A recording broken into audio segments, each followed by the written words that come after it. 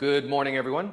So today we're going to work on kick through, basically being on hands and knees, quadruped, being able to spiral, threading one leg through as a transition from sit to stand as a functional movement. It's also a great way to kind of assess shoulder stability and cross-body core work. So let's get into it.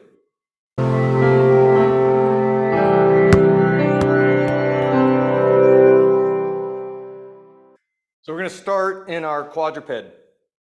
And actually, real quickly, I'm going to just kind of show the kick through. We're going to work on it at the end of class. If you feel solid in your shoulders, you can do a couple of these right now just to get a good kind of pre-assessment of how it feels so that we can see how it feels when we come back to it at the end of the class. So kick through is just as simple as being in quadruped, being able to lift off one head and spiral through a leg. This is a way of going from sit up into a stand or crouch. And I want to be able to do it on both sides with evenness and good control through the shoulders. So simple kick through, nice to do an assessment ahead of time if possible. If you're worried about wrist, elbow, shoulder, or neck pain, then I would set that aside and work up to it and see where your progressions are currently at. So coming back to wrist, spreading fingers out nice and wide, grounding palms, extending the elbows fully without locking. And coming into our easy little wrist mobility of just rocking forwards and backwards, feeling into the wrist space. This is a good place to take in some nice deep breaths in through the nose and out through the mouth.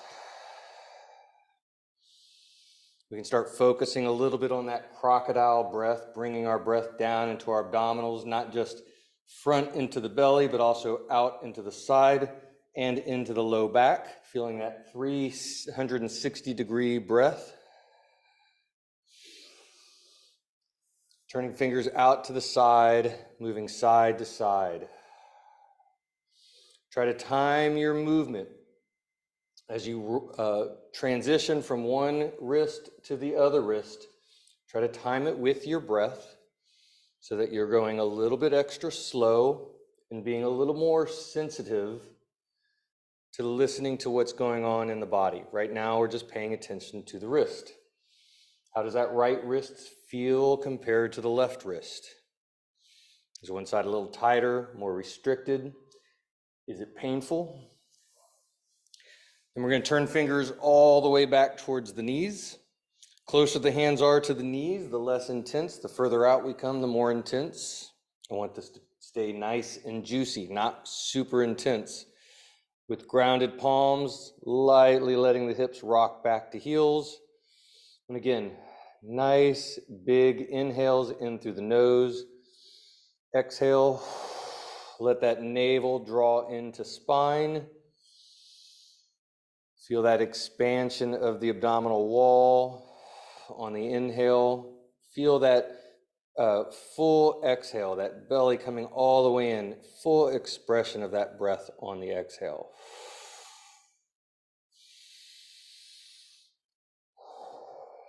Next, we'll flip our palms upside down to the back side. This one, I want to start with the elbows bent.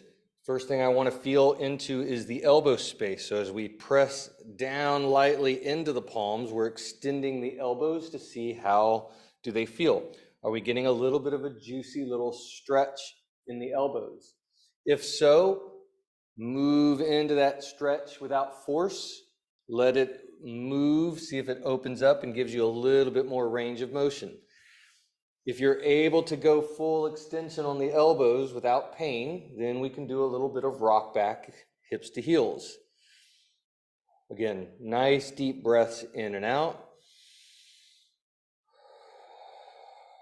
And comparing right wrist to left wrist.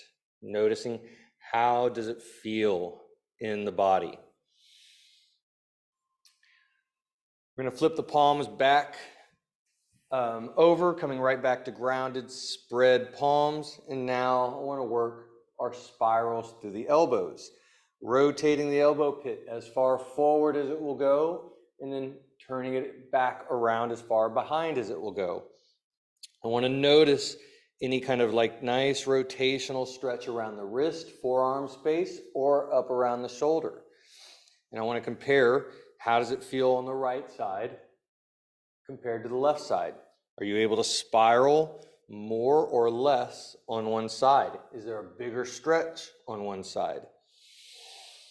Again, nice inhale, exhale. Move in each direction, synced with your breath.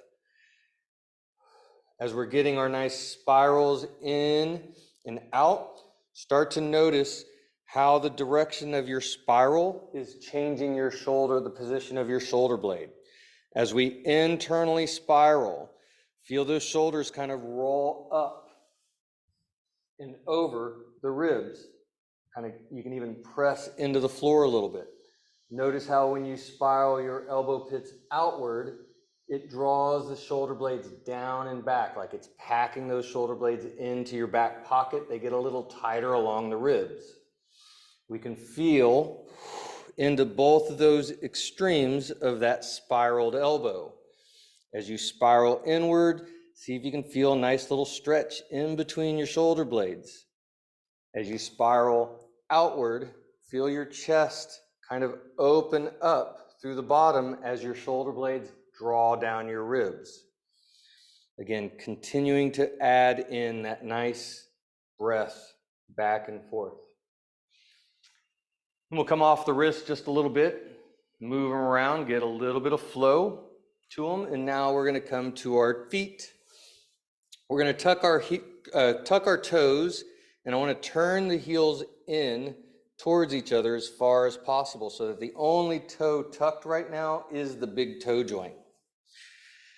And from here, letting our hips sink back to heels. On the exhale, inhale, letting ourselves rock forward. Exhale, sinking back hips to heels. Now, as we're doing this, I kind of want to pay extra attention to the knee space as well as the big toe and the arch of the foot connected to the big toe. At the knee, I want to pay attention to stiffness. I definitely want to pay attention to discomfort or pain, but also kind of want to notice if there's any kind of click, clunk, grind. Is there anything that feels like it's not moving smoothly on both knees? And then we're also feeling into that big toe joint. Each time I'm letting my hips sink on my exhale, I'm sinking a little bit deeper into the big toe joint without going to pain, but I want to feel that big toe joint load and stretch into the arch of the foot. And I want to compare, how does it feel on the right one compared to the left one? Is one side stiffer, achier, more sensitive? As we get that nice sense of comparison, the next thing we're going to do is turn the heels all the way out and see if we can get the pinky toe tucked underneath, similarly to the way the big toe was. And then we're doing the exact same thing. Rocking back hips to heels. On the inhale, coming forward. On the exhale, sinking into it. And just like we were paying attention to with the big toe, I kind of want to notice how does the right pinky toe side feel compared to the left pinky toe side? Is one side stiffer? Is there more stretch into the outside arch of the foot? And since I have my ankles in a different position, I want to come back to noticing the knees space as well. Again, looking for, does it feel tight and restricted as if it's got some swelling to it, but also noticing if there's any kind of click, clunk, or grind, anything that just feels like it is not moving smoothly. And if it's not moving smoothly, then I want to go even slower to see if it's possible to track through this range of motion without the clunk or the click. And we're going to let our ankles go nice and flat to the floor. And we're coming back and doing the exact same thing, rocking back hips to heels. I want to avoid sitting back. I don't want to let my weight go back to my heels yet, or I don't want my shoulders to go over my hips. I want to keep my shoulders over my hands. I'm reaching my hips to my heels so that I can feel into that knee space, but I don't want to load a whole lot onto the knees. Again, I want to kind of pay attention to the groove of the bend in the knee. Is it smooth? Is there something there that makes me go, that is not smooth? And if it is, then I kind of want to see if I can figure out if there's any way I can move. Maybe it's I slow down even more. Maybe it's a bigger focus on my inhale or my exhale. Is there a point in which I move that feels smoother? And generally, slowing down is the biggest part of this. This is one of those areas where I say, no matter how slow you're going, you can always, always, always go slower. And that is especially true when pain is present in the body. All right. So now we're going to go ahead and grab a staff and stand up, and we're going to do a little bit of shoulder mobility. So we're going to start with a little bit of skin the cat. Skin the cat being, can we have the staff travel from front of the hip all the way over to the back of the hip? Now, most people cannot do this with a 4-foot staff, so I'm not concerned with forcing it, but I do want to see how far I can go through the range of motion. So getting a nice wide grip.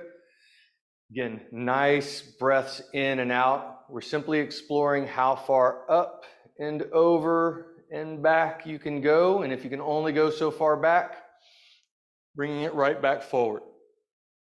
And we'll do about 5 or so of these. I'm going to come back and do these at the very end of our staff mobility as well to see if there's any improvement. I have a little bit of discomfort in my left shoulder as I get to this spot right here.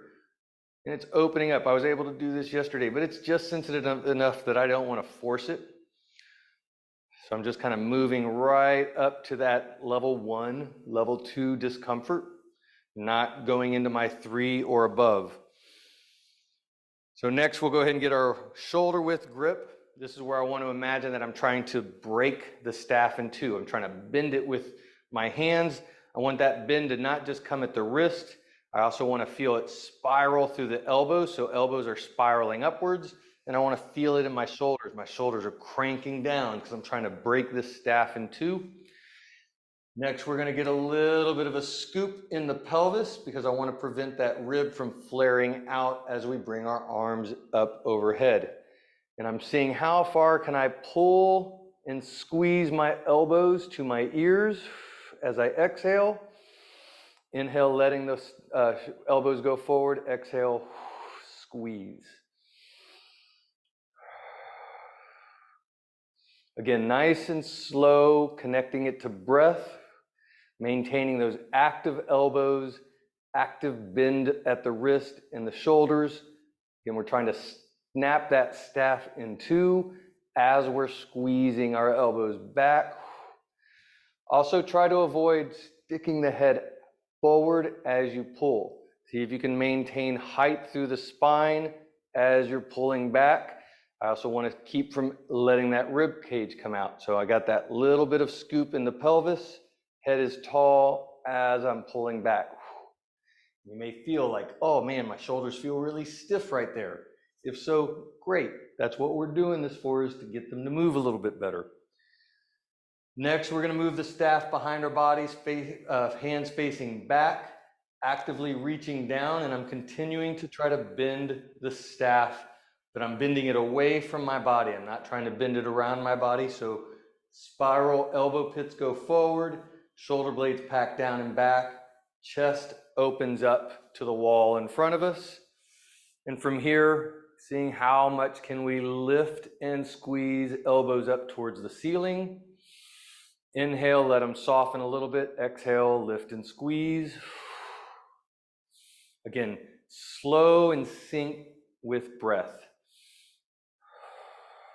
As you're moving into this, you can continue to work to open up those elbows, spiral them open.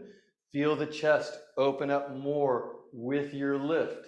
You ought to be able to feel this kind of like opening forward through the chest as your elbows are lifting up. It should feel good and juicy. It should not be painful. It should not be uncomfortable. Definitely not stressful.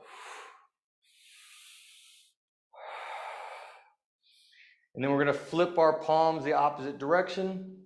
Again, continuing to bend the staff away from the body.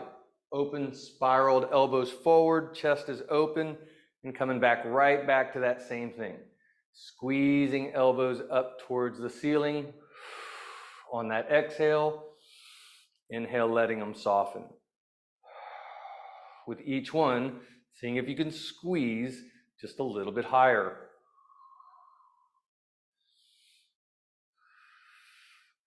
Notice if there's a difference in how these feel, any of these movements feel on the left shoulder compared to the right shoulder. In this particular movement, I'm especially paying attention to how it feels on the front of the shoulder and down into the bicep, even into the elbow, into my grip on that hand. And then we'll come back and recheck our skinning of the cat. Oh, actually, I want to do a little bit more on some other stuff. Sorry. So, coming back to our close grip, like we're trying to bend and break the staff, scooped pelvis, bringing elbows to ears. I want to kind of maintain this height, and from here we're going to elevate shoulder blades up towards the ceiling and then drawing them down. Now I'm continuing to bend the staff. I don't want my elbows to get soft as I'm pulling my shoulders down, so I'm pressing my elbows out even as I'm pulling my shoulders down. Nice reach up and down. Still very active with our staff. Feel that nice slide and glide of the shoulder blades along the rib cage. On the next one, as we reach up, keep them reaching up, and we're going to come back to our drawing the elbows back, squeezing backwards. Maintaining that light scoop in the pelvis, but we're reaching up high as we're doing this.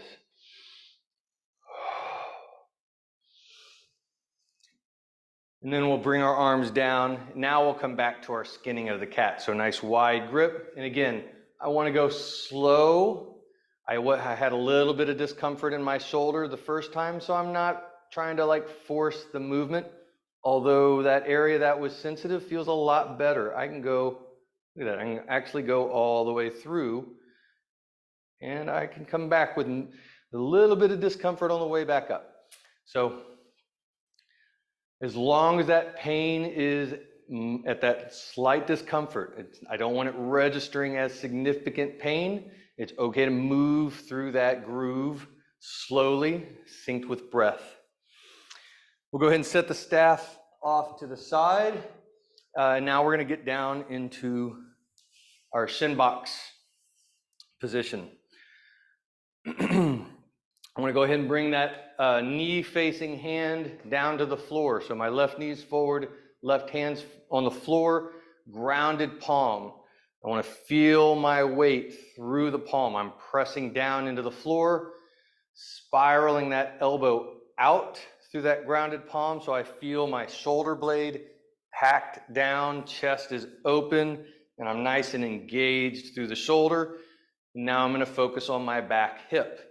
Just lifting that back knee, spiraling over my foot, seeing how high can I squeeze at the top. Inhale on the way down, exhale, squeeze. Notice where you're feeling this. Notice how high you're able to bring that knee. Notice how we're not moving our chest, our shoulders, staying fairly locked in, just isolating that back hip. Again, allowing our breath to dictate the speed in which we're moving. We'll bring it across to the other side.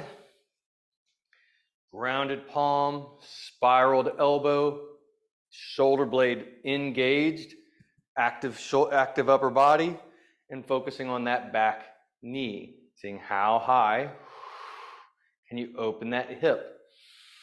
Exhale on the lift. squeezing into it. Inhale as you drop it back to the floor.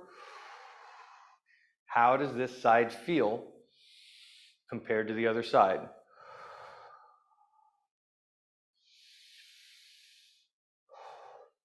One thing you ought to be able to see is the range of motion. Can you lift one hip up higher than the other? That's a big thing. I want to, if you're having that kind of an experience, that is something to let me know about, because that tells us some specific things going on in the hips. Switching back to the other side again, grounded palm, spiral, grounded shoulder. Now we're going to get into our moving, extending the hip forward. The inside of my knee, where it's on the floor, is my pivot point. I'm reaching into that pivot point, pushing into it to feel my hip bone move forward. You can even tap that bony hip, that bone on the front of the hip, or even put your hand in front as if you're trying to reach your hip bone to your hand, and then let it drop back. Notice the hip has to come up off the floor in order to get into this extension. If your hip's still trying to touch the floor, you're doing a different movement than I am. Also notice I'm grounded through my shoulder. So as I'm moving my hip, I'm not moving my chest. My shoulders are not rotating. I'm only isolating just this movement, and I want to feel that nice length happening at the front of the hip. Then we'll do the same thing on the other side. Again, grounded palm, grounded shoulder, rooting through that knee pivot point. Feel that hip bone move forward.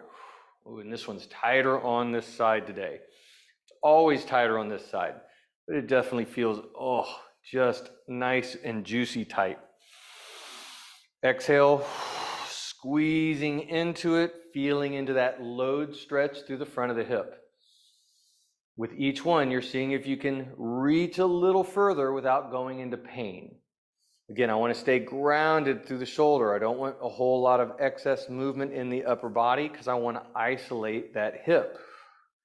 Can I get it to move? Can I get it to move the same on this side as it does on the other side? Right now, this side feels a little stiff. We're going to bring it back to the other side. I want to do another round of those because I had such an imbalance. I want to do a second round to see if I can get them feeling a little bit better before I go to the next thing. So anytime you feel significant imbalance, those are good movements to probably feed in 2 or 3 times. So again, pivoting off that back knee, move the hip forward. Second time around usually is a little bit more mobile, usually feels a little smoother, especially once you've done both sides. This feels a lot even easier. It was already pretty easy on the first time around. Coming back again, grounded palm. Oh, that feels a little bit better. Still tighter in comparison, but much more mobile the second time around. It does not feel nearly as tight. Still considerably tighter. There's still an imbalance there. We'll go ahead and switch back across, and now I want to get into our folds. I'm going to change the angle of our fold work a little bit today. Instead of moving towards the knee, which is where I generally will go, I want to go straight forward through the shin. So I want to think of that shin. I just want to stay nice and square, reaching both hands forward. At the bottom, taking a nice inhale. Exhale, reach a little further. On the next inhale, we're bringing it all the way up, and we're going to switch across to the other side. Now at this point, you can transition by doing windshield wipers, or you can transition by doing thread through, or you can even do both legs, right? Working through some core and balance. So you have some options as far as how you go from one side to the other. But again, knee or a shin, nice exhale, breathe in, exhale, reach a little further.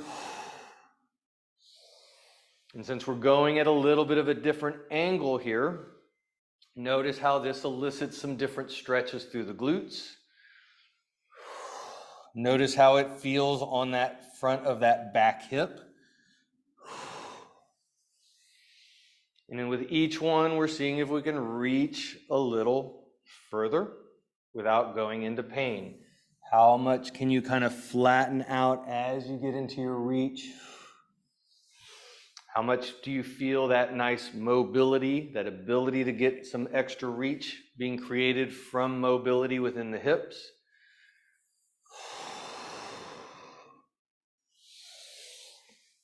And as we're going back and forth, I want to start to play with changing the position of the hips again. I love doing more work where I open up the hips and continue to work through our folds. Now, do I need to stay working through that shin? Not necessarily. Today, that's what I'm working. But if you're feeling, oh, I got this tightness over here, I need to go explore this too, then do. I always want to be open to exploring other angles and other vectors of the positions I am in, as long as it is not painful. But if you're doing it on one side, make sure you do it on the other side as well. Again, working to open up the hips a little bit more. Continuing to reach straight forward. But you can also add some other angles in. The other angles should elicit a lot more feedback on that back, that trailing hip. And we'll continue to open until we get more into what we'd consider, well, I guess this is not really getting into a yoga pigeon pose since I'm reaching so much more forward. Eventually I can spiral those legs behind me and be more in a classic pigeon pose.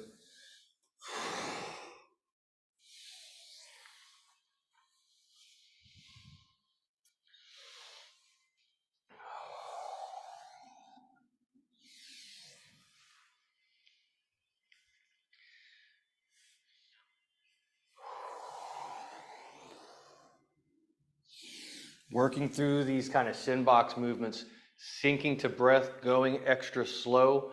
It's one of those areas where you can spend a good amount of time, as long as it's not painful. It's usually time well invested. So next we're going to come into our shin box to knees. Now, I want to come back being incredibly sensitive to how my knees are grooving, especially if there's any kind of swelling or sensitivity specific at the knees. So I'm going to change my mindset of the intentionality of my movement based on any kind of swelling in the knee. And I generally have some active swelling in my right knee, so I'm kind of bringing this in as if this is my focus. So instead of just repping out shin box to knees so that I feel my glutes and get good glute activation, that is not my intentionality in my shin box to knees right now. Right now it's, can I move through the knee space without grind, click, clunkiness?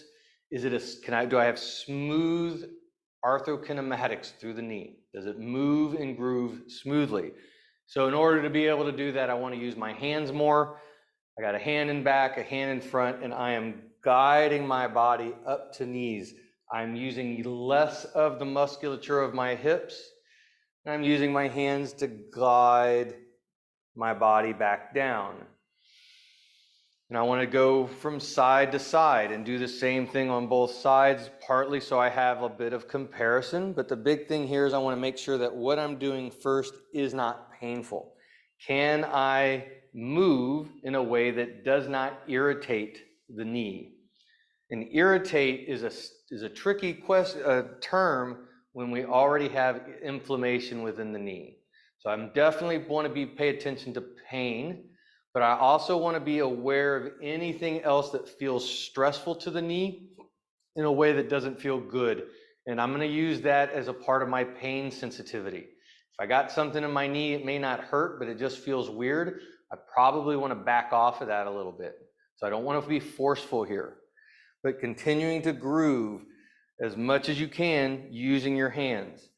Now, once you've got some groove with the hands and you're not feeling clickiness or clunky or stress in that knee, you're still using hands, but you can also start to use your hips more.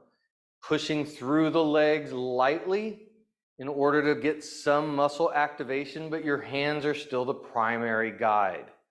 Because the last thing I want to do is have all this movement only isolated into that joint and not have any guardrails. Your hands are kind of the guardrails right now as you're moving side to side.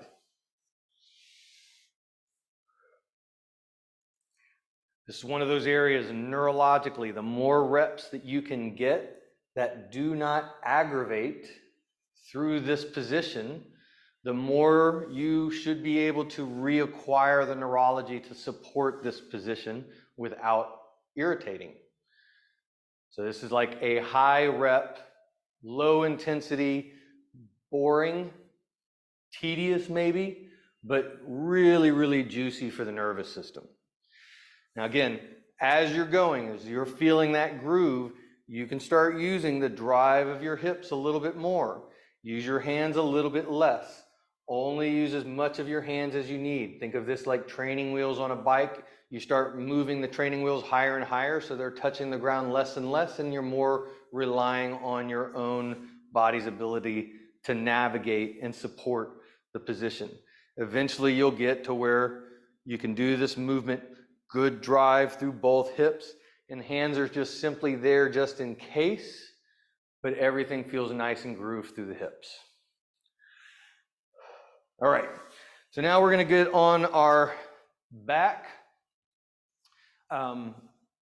So laying fully on back, one foot's coming flat, and then moving that foot out to 45 degrees from the midline of the body. And this is where I want to have a nice tripod foot.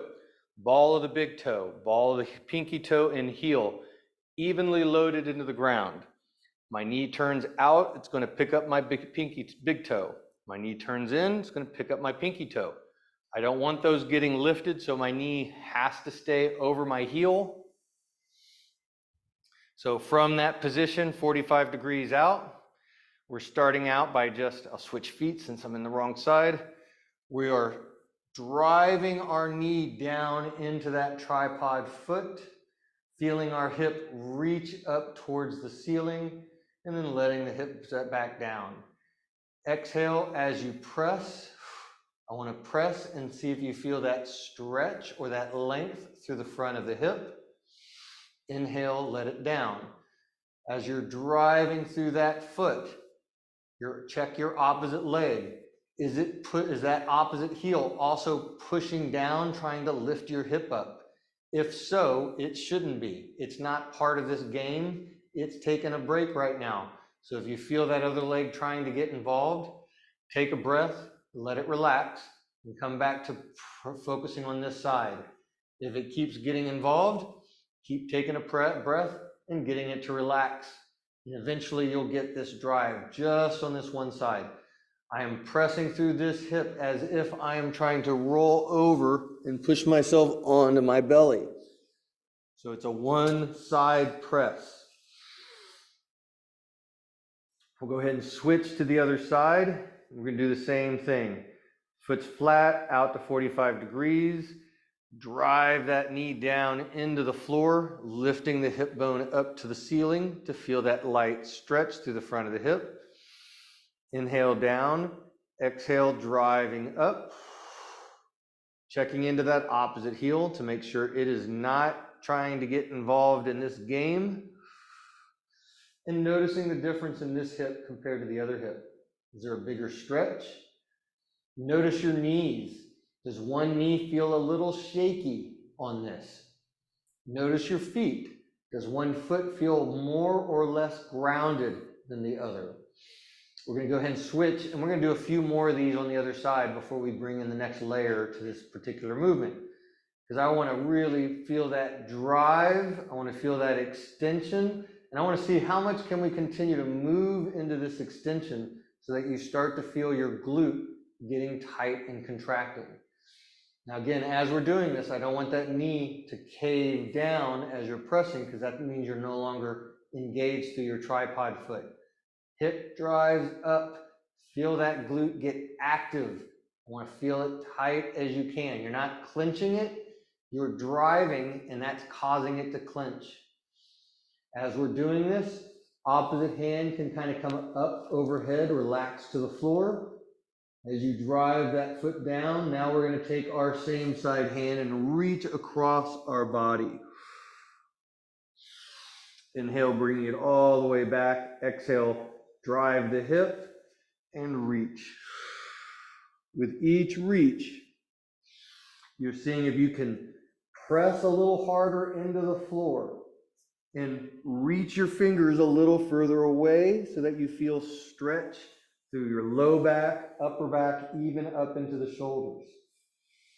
We're going to switch and do the same thing on the other side. Starting out with just our drive of the hip. Press that hip down, reach that hip bone up. Reach our knee down, hip goes up.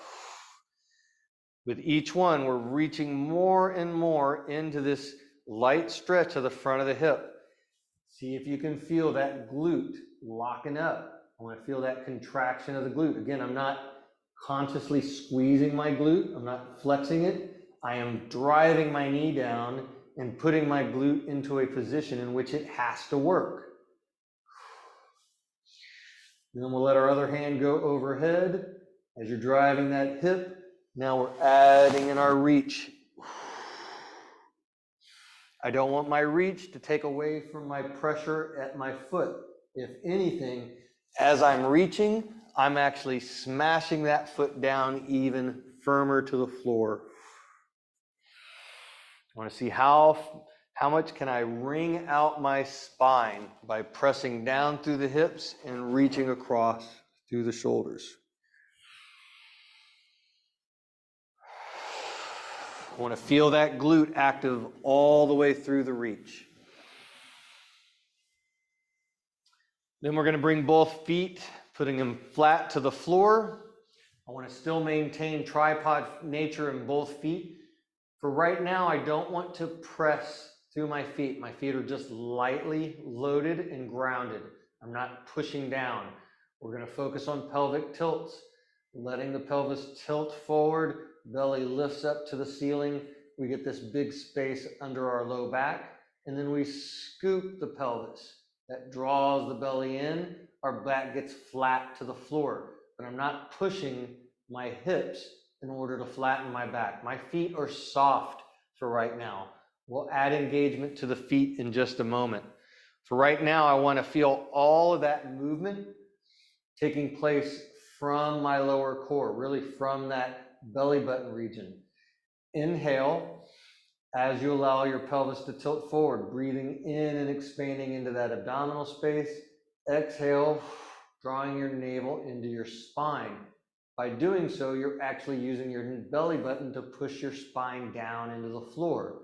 You're going to feel that scoop of the pelvis at the same time. Again, see if you can prevent pushing from your feet.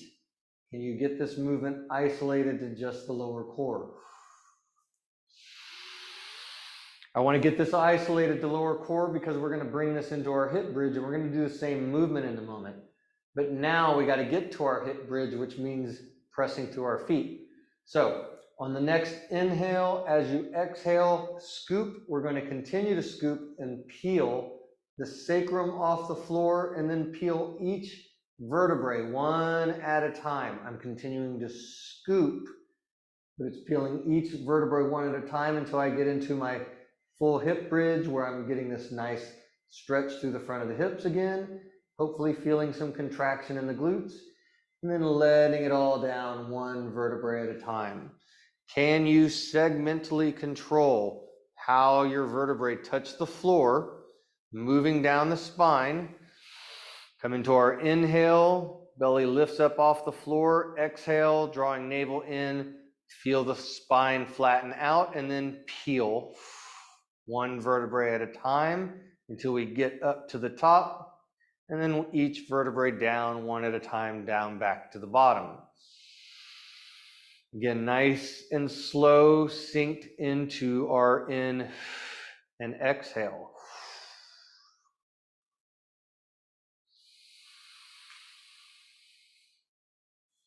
With each press, as you get to the top, I'm actively scooping up towards the top I don't want my rib to stick out and flare. So I have to get that scoop because that scoop is keeping my rib cage driving down.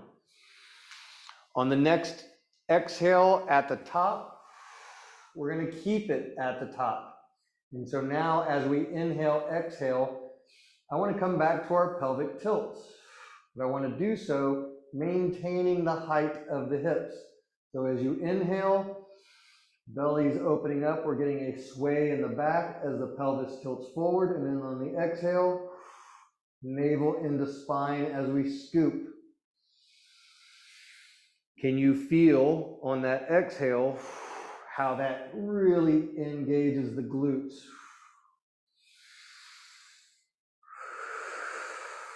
I want to feel those glutes light up on fire. Nice exhale as we scoop. And then we can slowly let our hips back down, giving them a little bit of a rest. Now I want to come in and do a little bit of posterior shoulder work. So I got my arms kind of in an upward facing V, palms are facing up.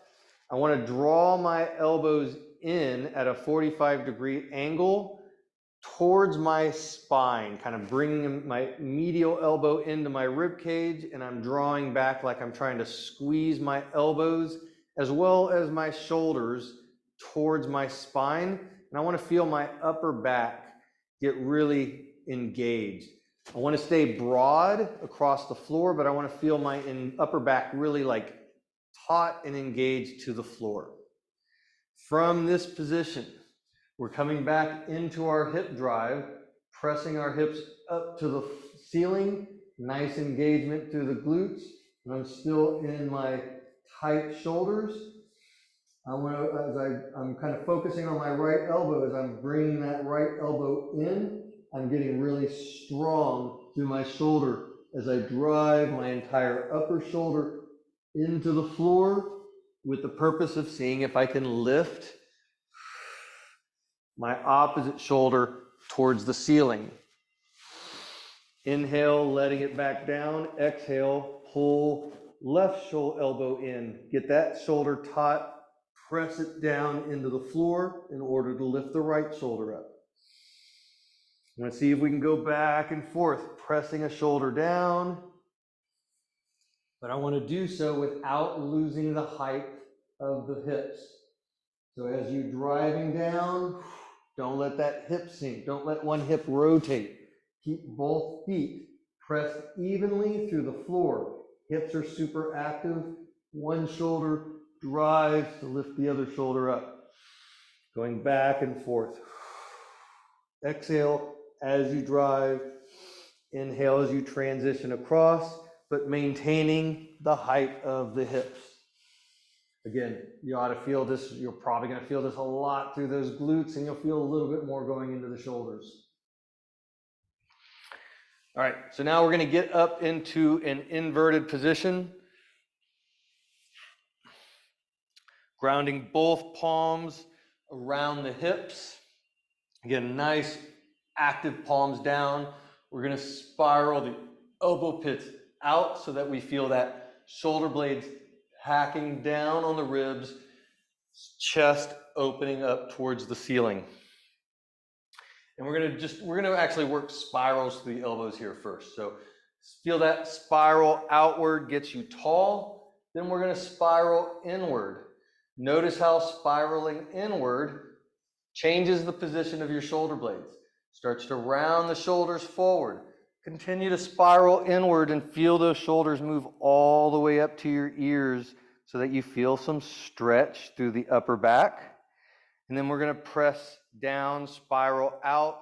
Feel the chest open as you lift nice and tall, and see if you can feel some stretch across the chest. And we're going to go back and forth, moving from upper back to upper chest. As we're doing this, we can add a little bit of pelvic tilt. As you're internally spiraling, shoulders are coming up to the ears. Scoop the pelvis. Draw that navel in on the exhale. Inhale, inflate, let the pelvis rotate forward as you're pressing down. Again, see if you can feel that nice continuous stretch through the upper back all the way down to the low back. And then on the inhale, can you feel that stretch across the chest? On the next one, as you press, keep that press up, chest elevated, spiraled, external spiraled outward. And now we're going to get into our neck mobility. So starting out by just checking our blind spots, looking over the left shoulder, and then looking over the right shoulder. Other way around for me. I'm now looking over my left. And with each one, squeezing into that end range. I don't want to force it, but I want to see how far can I rotate my head to look over my shoulder without turning my shoulders. I don't want to move my upper body. I'm staying fixed through the chest. What does that tension feel like, and what is the range of motion difference? Can I go as far? Does one side feel tighter? As I move into that tension, I'm lightly squeezing into it, not forcefully, definitely not painfully, and definitely not stressfully. But I do want to feel a light stretch here. I want it to feel good and juicy. And I want to see if I can increase that range of motion ever so slightly just by grooving in some good, smooth reps. And if you're finding that this is difficult on one side, then this is a movement that probably you need a little bit more of. Next, we're going to do our windshield wipers, letting the ear slightly drop to one shoulder, bring it up to neutral, and then letting it slightly drop to the other shoulder. We'll inhale when we bring our head to neutral, exhale as you let it drop. Kind of feeling into this side of the neck. Noticing if there's a difference on the right side compared to the left side. As we're going back and forth, I'm continuing to keep those shoulders downwardly pressed. I don't want my shoulder to start elevating as I'm exploring my neck. As we drop the ear down, imagine there's a piece of string attached to that opposite ear, lifting it lightly to the ceiling. Again, doing that on both sides. As you're lightly lifting that ear, you can add a little bit more downward pressure through that same side palm in order to create a little bit of traction at the neck. But again, I want to stay light and juicy, not forceful. Next, we're going to come to our glide, which tends to be one of the more challenging movements of the neck. So I want to keep my cheekbones on the same plane, and I'm seeing if we can glide across from left to right. This generally is a lot easier to do in front of a mirror where you can visually see the movement, because I want to groove in good quality reps. So if I got head tilting or head rotating, I'm not quite getting into this lateral glide. And this lateral glide is a pretty important functional movement of our cervical vertebrae, so I want to groove it. Even if it means I can only go a small way, I want it to be a smooth across as possible. And notice, is it easier going to your left or to your right? For me, going right feels smooth, going left is a little bit tighter. Again, I want to continue to keep those shoulders actively pressed down. So now that we got a little bit out of the way in the neck, it's okay if you need to take a little break on the shoulders. We're coming right back to them. But now we're going to incorporate leg drive with our shoulders in order to get into more of an inverted crawl position. So I'm still very active through my palms. I want to spiral those elbow pits out and lift tall through the shoulders. I want to maintain this position. Now we get to engage our feet to lift the hips. But real important here is if I find that as I lift my hips, I lose my shoulders round up and come up towards my ears, I don't have good shoulder stability. That's not what I want to work on right now. I want to hold this spiral and keep actively pressing down and away as you lift the hips up, and then bring them back to the floor. Exhale as you lift, keeping that active press. Inhale, bringing it down to the floor. And now we get to kind of explore how high can we lift our hips without pain or without losing the integrity of the position of our shoulders. Slowly pressing it out higher on each one. If you're able to get into a full like tabletop position, then we can add that last little bit of like, can you scoop your tailbone up towards the ceiling, similar to what we did in our inverted hip drive or supine hip drive. As we press up, can you get all the way up, and then can you scoop a little bit to really feel the glutes engaged? Inhale down. If you're able to do that, on the next one, as you get that scoop, you can add more press through the shoulders, pressing the shoulder blades down in order to lift the sternum up towards the ceiling at the same time. Again, this tends to be a little bit more on the intense side, and you have to have really good open shoulders, open chest in order to be able to get to that position, but it's a great one to kind of work up towards. So now that we've kind of grooved in a little bit of up and down on the hips, we're going to work that position just a little bit longer, but now I want to work some shift side to side. So again, take breaks on the shoulders as much as possible. Coming back in, grounding, spiraling, packed, active shoulders. As we lift the hips up lightly, we don't have to come quite so high. We're working on shifting our body weight from one side lightly to the other side. And I'm primarily focusing on the weight over my hands and wrists. Can I move and shift my weight to one wrist without pain? And does that shoulder accept it? I don't want it to collapse. I don't want to lose the integrity of that shoulder. If that feels good and doable, then as we're working that shift, as you move your body weight to one side, that's taking some of the load off the other hand. Can you lift it lightly off the floor, then place it back down and lightly lift the other one? As we lift it down, we got to ground it again. With each one, I want to maintain that shoulder integrity. I don't want to lose my shoulder. I got to keep pressing actively down and away. So as that hand comes into contact, it's coming into contact as an active shoulder complex. It is pressing down, defying gravity. It's not getting soft and letting the whole shoulder go. We'll go ahead and shake the arms out. And now we're going to finish by coming into our kick through. So coming back into quadruped, hands and knees, spread fingers nice and wide, grounded palms, toes are tucked, lightly lifting the knees off the floor. And from here, the first thing I want to do is I want to rotate my hips. So we're going to let the hips twist side to side, like you're letting both knees turn in one direction and then rotate and turn in the other direction. And notice as you're doing this side to side, how your weight is naturally shifting from one hand to the other hand, at least more on one hand to the other hand.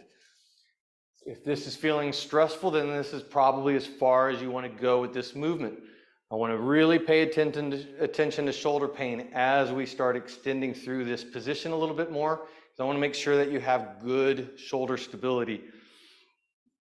So as we're twisting the hips, the next thing we can do is feeling that weight move onto one hand, lightly lift the other hand, place it back down, grounded, shoulders active, shift.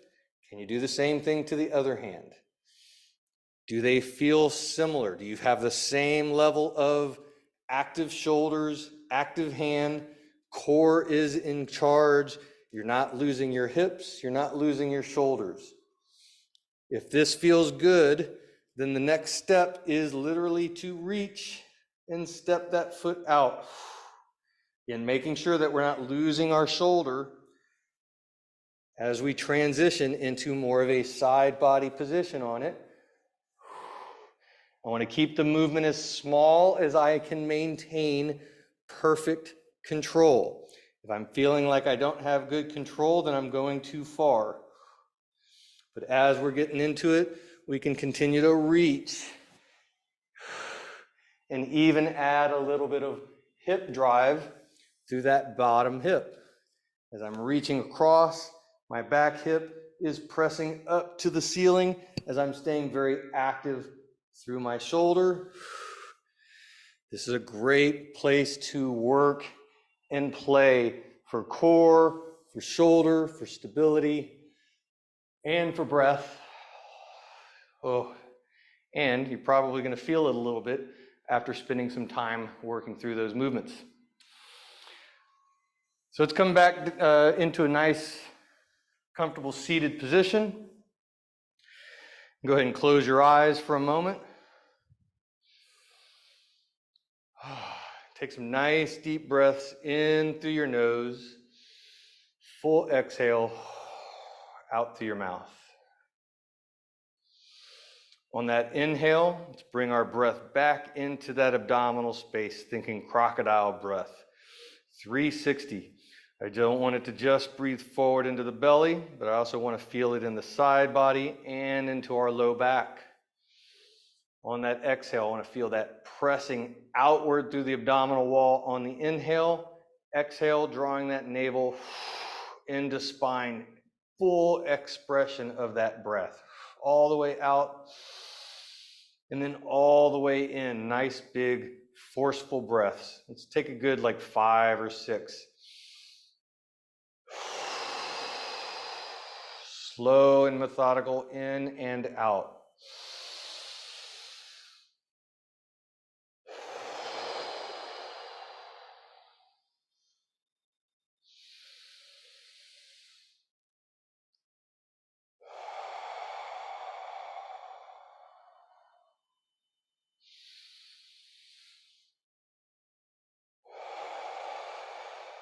As you're feeling those breaths, especially that inhale, notice, does it want to move more into the chest to expand the chest out?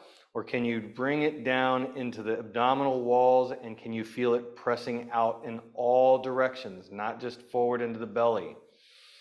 Can you feel that active expansion through the side of the low back and into your low back, pushing out against the internal walls of the abdominal?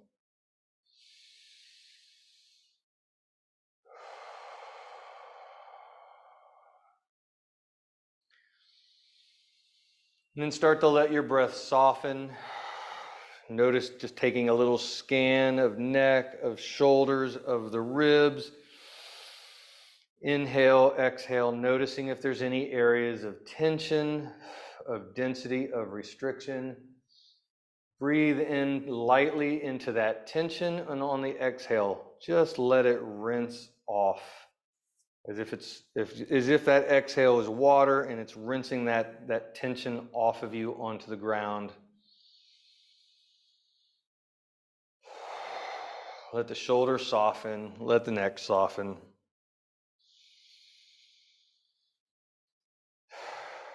And when you're ready, go ahead and open your eyes.